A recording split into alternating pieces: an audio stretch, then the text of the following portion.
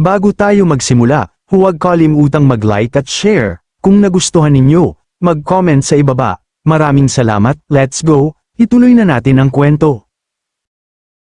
Noong sandaling yun, ngumisin ang may panunuyaang nilalang na si Zutu, mula sa Nine Nether Undying Blood Clan, taglay ang kapangyarihan ng isang immortal lord sa ikasyam na kaharian, kalmado niyang ipinahayag, base sa aura mo. Ikaw ang Thousand Leaves Red Demon, ako si Zutu, at mula ngayon, ako ang magiging master mo. Agad na nag-alab ang galit ni Hong Chenny, naglalagablab ang kanyang mga kamay sa apoy, mariin niyang sigaw, kalokohan, sino bang pinandidirihan mo? Ikaw na patay na lamok, akala mo kung sino ka, nang ahas ka pang haminin ako, tingnan mo kung paano ko dudurugin ang mukha mo hanggang sa ikaw ay luluhod at tatawagin mo akong master. Sa isang iglap, pinakawalan ni Hong Chenny ang kanyang nakamamatay na atake, ang Hellfire 10,000 Calamities Whip, diretsyong tumama kay Zutu upang tapusin siya. Ngunit sa halip na matakot, buong tapang itong tinanggap ni Zutu, ngumisi siya, nagulat sa lakas ng enerhiya, ito ba'y mula sa ikapitong antas ng Immortal Power, ang alamat na 7th grade Immortal Power na tanging mga Immortal Emperor lang ang may hawak, at lumitaw sa iyo, isang hamak na celestial being, nakakagulat ah.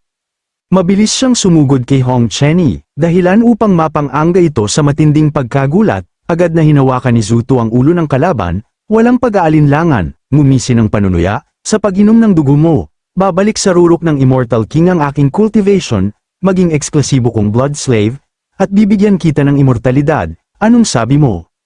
Habang nagpupumiglas si Hong Chenny, mariin niyang naisip, ginamit ko na ang aking 7th grade Immortal Power para likhain ng Red Lotus Karmic Fire, pero ni Gasgas, hindi ko siya nasaktan, gaano bakat hindi ang kanyang self-healing. Mabilis na bumwelo si Hong Chenny, sumugod ng buong lakas, mananaginip ka lang, gusto mo akong gawing alipin? Sa panaginip mo na lang, pangit ka, buong tapang niyang sigaw. Ngunit bago pa tumama ang kanyang atake, sinakmal ni Zutu ang kamay ni Hong Chenny at mahigpit itong hinawakan, ngumisi ng puno ng paghamak, hindi ako tatalaban ng ganyang simpleng trick mo, mas lalo mo lang akong pinapasaya. Habang iniinda ang matinding pagkakahawak, mariing naisip ni Hong Chenny, lintik, mukhang nasa antas na ng Immortal Lord ang cultivation niya, wala akong laban. Sa sandaling yun, ibinuka ni Zutu ang kanyang bibig na may matalim na mga ngipin, agad na kinagat ang leeg ni Hong Chenny upang sipsipin ang dugo, napasigaw si Hong Chenny sa matinding sakit. Ang ganda ng ekspresyon mo, saad ni Zutu, bilang gantimpala, sisipsipin ko ang dugo mo ng dahan-dahan. Nang gagalaiti sa galit si Hong Chenny, sumigaw ng buong puwersa, ikaw na pesteng lamok, papatayin talaga kita.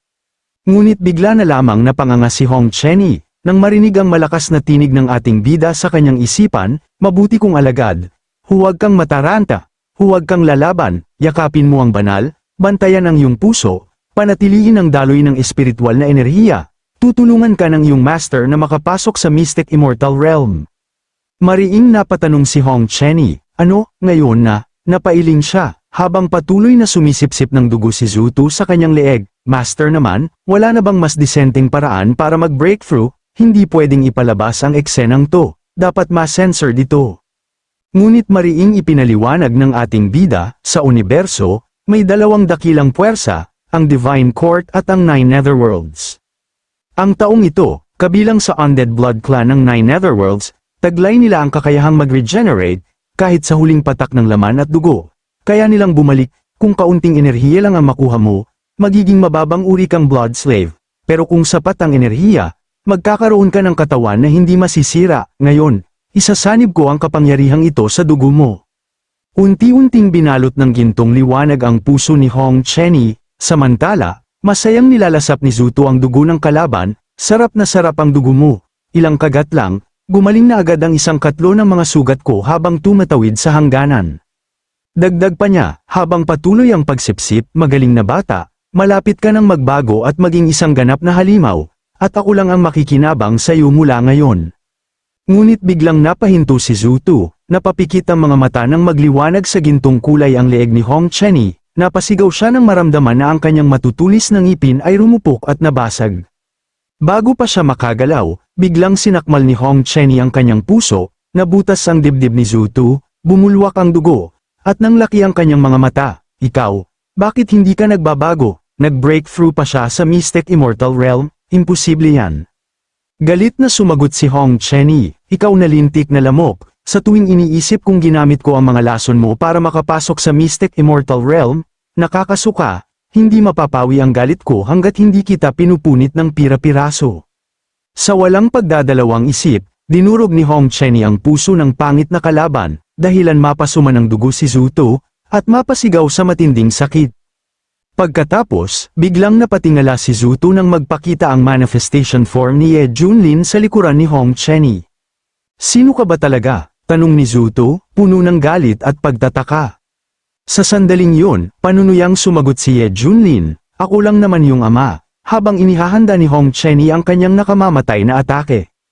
At sa isang iglap, buong lakas niyang pinakawalan ang Phoenix Dancing in the Nine Heavens, sumabog ang matinding enerhiya, at mula sa apoy ay lumitaw ang dambuhalang phoenix na sumibad paitaas. Ang kanyang mga pakpak ay tila nagdadala ng paghatol mula sa langit, at bawat pagaspas ay nagdudulot ng dagandong na parang katapusan ng mundo.